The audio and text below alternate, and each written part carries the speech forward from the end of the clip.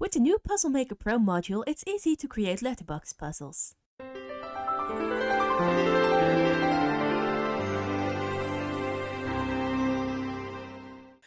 First of all, what is a letterbox puzzle anyway? It's a word-based puzzle where you have a lot of letters in, well, a box.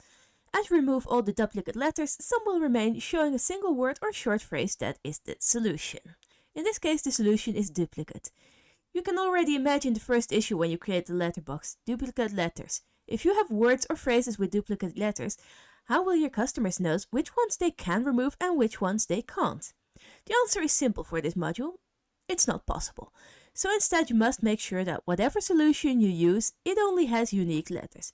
If you're not sure if the solution you chose has duplicates in it, there's this very simple solution that's built into the software: the Verify button.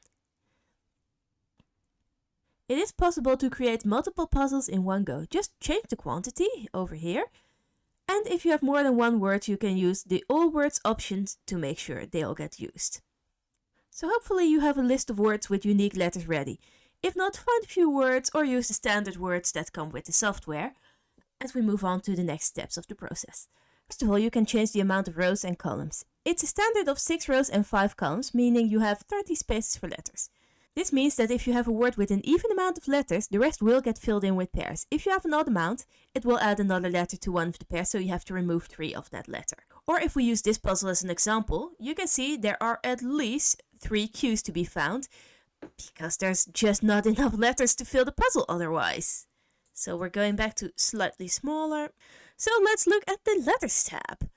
First of all, you'll see the options that at this point you're used to with our software: remove spaces, remove other symbols, and fill characters that you can select. Say you want to fill only with X's, that's possible. You can also randomize the appearance of the solution. Regular is the normal setting, which means that you can read the word from left to right, top to bottom. So in this case you can see it's duplicate. Let's just go for the solution only. But if you use randomize, the letters will be randomized throughout the grid as well, so you actually have to figure out what the word is from the letters itself. It could be a fun added difficulty. Next up, we're going to look at the Fonts tab. This is the fun part, where you can change the difficulty of the puzzle most. The standard option only shows one font, one color. Just like this.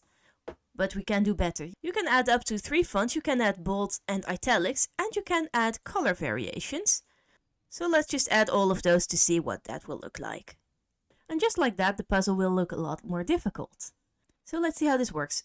And of course you can mix and match, see if you want bold and italics, if you want maybe only one color, or if you want fewer fonts. Right now we're keeping everything on to make the difficulty as high as possible. So right now we can see that italics doesn't look quite right. So let's remove that and everything looks a lot better. Next up, we're going to the styling options. Here you can select the colors for your puzzle. If you have signature colors and are posting these on the internet, color is a great option. We'll get back on that topic in another video. If you're posting for print, maybe transparent is the most you'll need and you're better off sticking to grayscale. Not many puzzle books are printed in color, and if you do self-publishing through, for example, Amazon Print on Demand, color books are much more expensive, leading to fewer people being willing to buy them.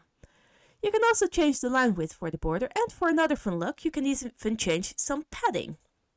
Let's see how that looks. This means that the squares aren't all connected. Instead, there are some little spaces between them, as you can see right now. And of course, you can choose what the solution looks like. You may not be able to tell because we've had it turned off the entire time, but normally it only shows the answer letters.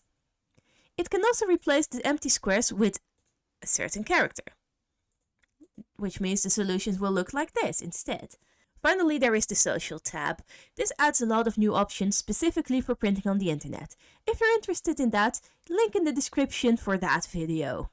Now, for further information, you can always check the link in the description to our website, and as always, like and subscribe for more puzzle tips.